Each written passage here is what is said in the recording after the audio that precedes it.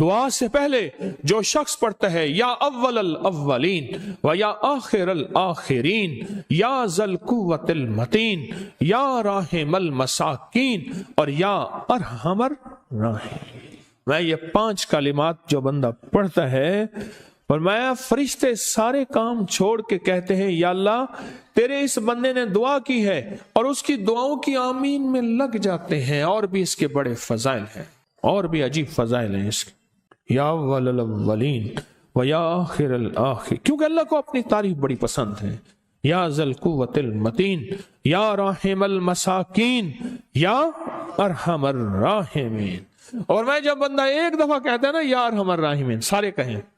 یا ارحم الراحمین، میں عرش سے 3 دفعہ اللہ کی طرف سے پکار آتی ہے، اے رحمان اور رحیم میرے رب کو پکارنے والے، بول کیا مانگتا ہے، بول کیا مانگتا ہے، بول کیا مانگتا ہے۔ جو صرف ایک دفعہ کہتا ہے کیا، یا ارحم الراحمین، یا ارحم الراحمین، ایک دفعہ کہتا ہے، ایک دفعہ کہتا ہے، ایک دفعہ کہتے ہیں نا یا ارحم الراحمین، اللہ عرش سے 3 دفعہ فرماتے ہیں اب پوچھ بول میرے بندے کیا مانگتا ہے، تو